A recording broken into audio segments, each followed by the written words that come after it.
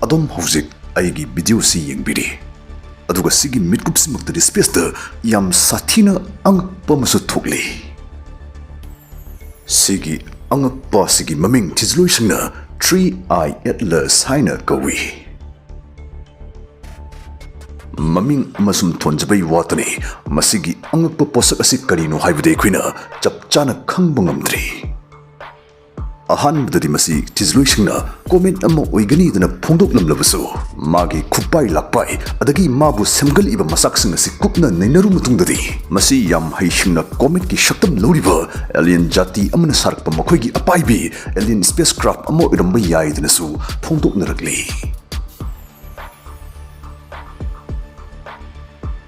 Ase Namibia gi marvumi dagi astro photographers na kapuwa 3AI Atlas ki photos dagi naina vekta hose. Kha thangba Africa gi matunda leriba Namibia gi marvumi si masaki suhana dagi amamba sukpa mafamne. Mafam sida leina photographers asna lunar eclipse thada grahan lakpagi khudong chaba lawraga pungmam mambat yadu dagi 3AI Atlas ki yam hina making ba photos khara kapuki.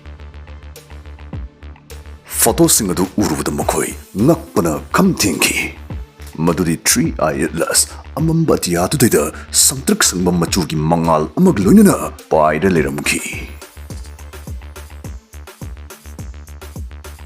Hojik powder 3i Atlas ki maramda leiri bai khoigi loksing gyan sigi hisab tagi naina matam dadi mana asangba machu olaga paida leramli smakti leram pham sungthuk thuk tabani. Mana pungsang sang na ngalaga paidam libasigi natural oiba explanation amata leitri dana thijloising na phundurukli. 3i Atlas ta carbon gen molecules yaude mangonda C2 yaude. Yauram lagadi mana asangba machu ulak pistay da ho haram gadabudo yauda bida sangaga ngalaga leram basidani malemgi thijloising gi budi chamam na lebasi. Ole I masu snaga green goisle adomsu kainum sum khalaptro. 3i Atlas sigi potsigi angakpasi yam yami kharasum pallabada masigi potsi sarpada nickel hariba dhatu sisu chang yam wangna yauri. Hoi mausana Comet sing da su dhatu si chang yam wangna dum yawi aduba 3i Atlas da yauriba kriyaw sigadi yam khenai. Madudi Comet sing da yauriba dhatu sti Comets na numit ki maya da yam nakshina paishlu matamda numit ki mashaduna makhoishi manil onduna paithohlakani shokdoktuna gas una paithohlakani. Aduba 3i Atlas di numit ki maya da naksilutringai mana Mars amsung Jupiter gi maya da yam lapna lainingai dagi hongna nickel hariba dhatu si mangondagi manil oina marang kaina paithohlaki. Numit ki maishana sawdoktuna manil olhan manatragadi nickel dhatu si kari karamba makhalgi saktina manil olhali bano haibu wahangsi lakpadani 3i Atlas alien spacecraft ama oirambi yai haiba theory sibu hena lumlum lawhalakribasi. Panbiyai rocket ki engine si nickel changwang na yawwa dhatu gi alloy singdagi sagalli wuhu. Aduga masi alien spacecraft ama oirambi yai haiba theory sibu hena support tawsilibasna 3i Atlas ki magi khupai lapai maungsnani.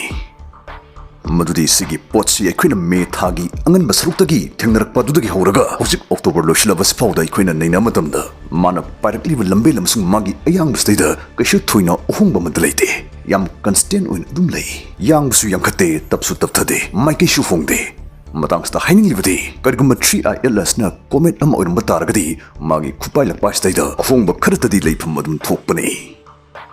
Maramdi Comet sing di numit ki maya nakshinbada shawdoktuna manil oli gas oli. Sigi gas olakpa gas thadorokpas na maram oraga thruster gi type da Comet si push torokpa inba ma yaroktuna hena yangkhana paikadlakpa adagi magi maikai ko honglakpa si masi Comet sing di mahusane. Adubu hariba sing si 3i Atlas di thokta basna scientist sing bu pungcham chamam nanbane. Hena interesting oiba wahina hargadi 3i Atlas di kanagumba pilot amagi control makhada magi aningba apamba amagi matungina akaknaba panthung amagdamok akaknaba lambil amada paishilaki yauna paishilakpani haibagi phibamne. 3i Atlas alien spacecraft ama oirambi yai haiba theory si ai amuk ken interesting ohenjaraki tin yo tharaga pungning changna tabiyo. Adom wow signal haiba ama tabi kravra. Masi 1977 Ohio State University ge astronomers sing thingna rakhiba space tagi phangkiba space tagi lakhiba yam angpa signal mane. Masi astronomers sing asna big ear radio telescope koba space tay lakpa khonjel signal tana bai khigi achauba nakung amugum mathau tawriba radio telescopes tagi tarkhibani pharakhiba signal ne. Namituda signal si ihan hana tarub astronomer adu madu tarub dagi angak poi kibana wow haina khak ming tholaga pauche da masigi maram da phungak pudagi masibu wow signal haraga khangna bahorki sigi signal asnai khoibu pungak nghan khribagi maram haragadi masi taibang miyobna sab jantra technology matadagi puthurpa signal nate masi ekhoigi thokliba korong numit asagi puthurpa nate aduga masi ekhoigi solar system solar jagat asigi lakpa signal nate Sigi angakpa signal asigi matang da suknai ekhoina khangba haragadi masi Sagittarius hariba thwan michak jabul asigi maikirum dagi lakpani high bastane aduga ekhoiga asuk thapna khraba mafam amadagi malim prithibida leriba ekhoina phaba ngamba changda signal si thaduri bastagi ekhoina khangba ngamlibana signal si ekhoigi inak yownaba kapsul pastida taibung mioiba ekhoidadi yam sathina kiningai oigidaba changi energy ama changamgani aduna signal se capsule iba makhoiduri thon michaki shakti bu loktuna sida bungam lava aikhoidagi yam sathina chokhat pehen ba jibu jati amo iramgani haibasne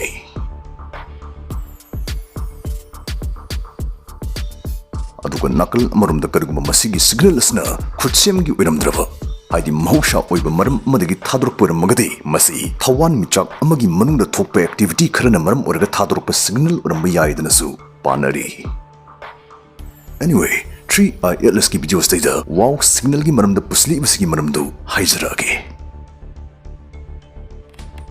अंगपने astronomers न 3ILS की मागी लंबेल मसी कदाई दगी कदुम दगी पारखिबनो हाइना मागी लंबेल दो reverse engineer तौदुना थिजलुबदा 3ILS सुंगसागी वाव signal न पारखिब लंबेल दगी चममानना माइकई दुदगी पारखिबो इरमकी oh my थवान मिचाक चबुल Sagittarius लेडिबा माइकई दुदगी मासु पारखिबो इरमकी This is a pretty big coincidence.